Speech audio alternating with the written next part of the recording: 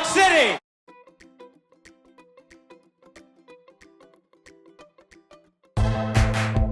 Number 10, Pete Davidson. Starting stand-up as a teenager, Pete Davidson put the work in early to become a notable talent. His natural skills got him a job as one of the younger cast members on SNL. That's because you're not getting enough airtime? Oh, no. I was born depressed, but it might make me feel better if I was on TV more. While he might not have been the most versatile sketch performer, Davidson excelled on Weekend Update, with extended routines about his personal life and pop culture. Being mentally ill is not an excuse to act like a jackass, okay? I'm quoting my therapist, my mom, and my mailman. These segments feel like they're perfectly synthesized from his own act. Returning to the stage after Saturday Night Live, the comedian remains an open book during his sets. I've had a really weird year. I had an AIDS scare this year. One of the reasons people love him is his vulnerability, honesty, and wit. He might be a social media fixation for his relationships, but the comic clearly resonates with audiences for his time behind the microphone. Yeah, everybody just gets mad at me because my life's dope. It's so confusing. I don't even do anything bad.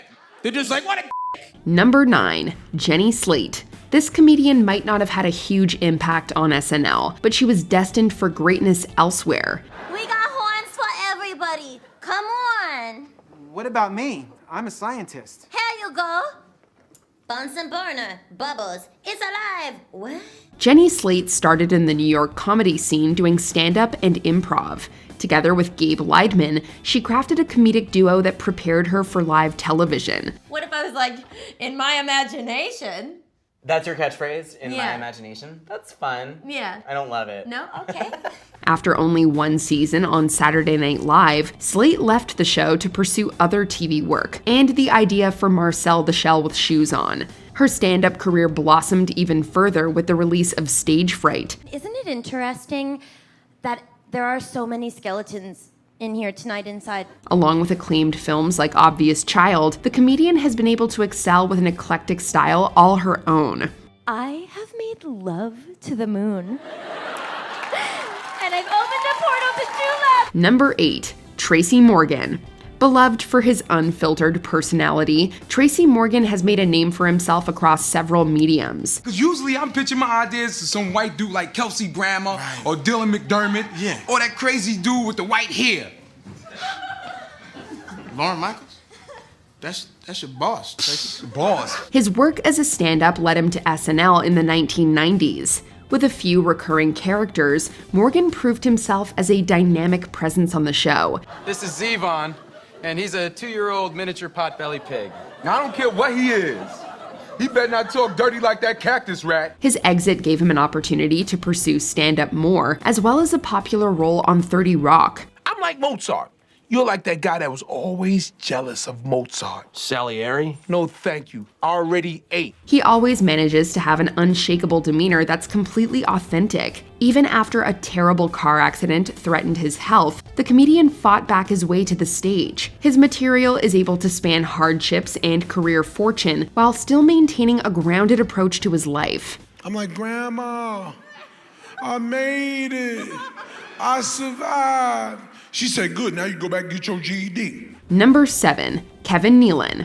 With a towering stature, Kevin Nealon became a memorable figure in late 1980s and 1990s SNL. Now, let's get our priorities in the right place. Hot sex. So, He turned his deadpan humor from stand-up into a welcome asset for the Weekend Update desk. Exxon will have to pay Alaska over $1 billion to settle the latest lawsuit since the Valdez oil spill. The company has come up with a new defense with every lawsuit issued, this time explaining that they were only trying to grease up the coastline so boats could get in and out of the harbor more easily. Outside of the show, his witty sensibility keeps audiences entertained through various supporting parts and cameos in hit comedies. Nealon's strongest asset is his joke writing, often too smart for audiences to get on first listen. This country would not be in this position if Wesley Snipes had paid his taxes. He also uses this dry persona on hilarious appearances for programs like Conan, developing his own high Vikings series, the comedian now connects to a larger audience through his off-the-cuff humor online. Through it all, the performer can turn a subtle bit into something truly funny.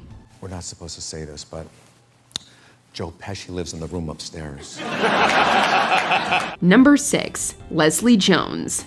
Developing her own niche on the show, Leslie Jones was a force to be reckoned with during her stint on SNL. You crazy! I don't even like school! She has an engaging personality that works well in contrast to co-stars like Colin Jost. You better believe it's gangster, your tall glass of almond milk. This makes her stints on Weekend Update particularly memorable, as well as some impressions like Whoopi Goldberg.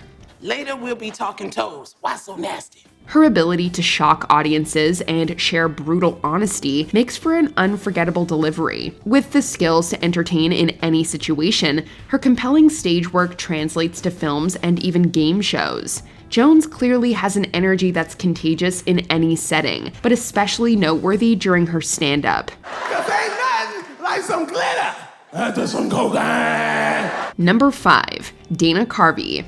During his time on SNL, Dana Carvey established himself as one of the great impressionists. If we do go to war, I can assure you it will not be another Vietnam, because we have learned, well, the simple lesson of Vietnam.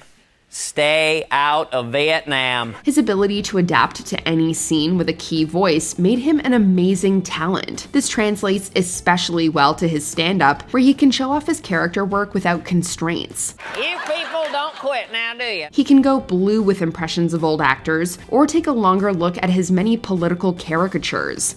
Carvey can easily disappear into any number of people. One of his other great strengths is to continue to be relevant, working on impressions of newer targets such as Joe Biden and Donald Trump. I like my froyo like I like my voters, white and sloppy, okay? Number 4. Martin Short.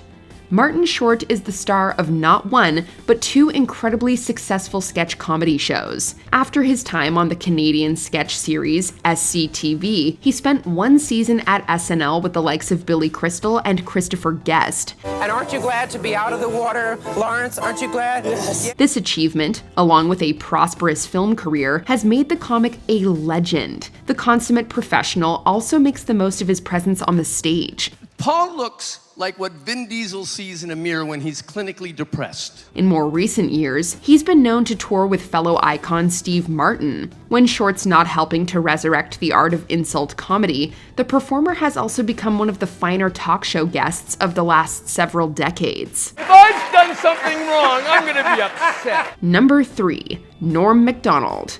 Starting as a stand-up, Norm Macdonald created his own alternative brand of comedy. His tenure on SNL was highlighted by his controversial time hosting Weekend Update. Although OJ may have hurt his case when he suddenly blurted out, "Hey, easy with that. That's my lucky stabbing hat." Offering up jokes that pushed boundaries, Macdonald ruffled enough feathers to get him fired from the program. He continued to do stand-up and cultivate a cult persona for his trademark delivery. In the early part of the previous century, Germany decided to go to war. And who did they go to war with? The world! Along with appearances in film and his own talk show, the comedian was unafraid to tackle taboo subjects in his own material. You've been thinking about your mortality a lot lately, or? Well, yeah, I mean, you turn 70 and you can't run from it. I was hoping you could. His offbeat attitude lured audiences into a false sense of security before pulling the rug out from under them. More than almost anyone else, he could turn an ordinary phrase into something hilarious because of his timing. That's a nice dog, a wiener dog. They can't rip your throat out unless you're lying down, you know. Number 2. Chris Rock.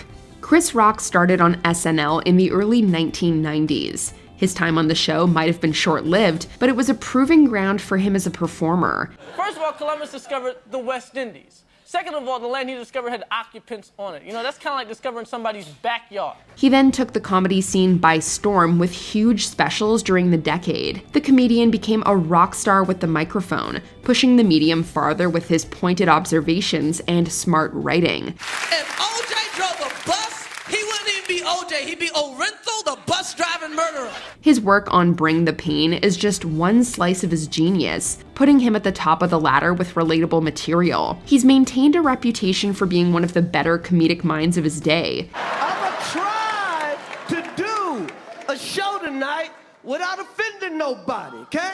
Even after a notable run-in with Will Smith, the artist came back stronger and as popular as ever. Will Smith played Muhammad Ali in a movie.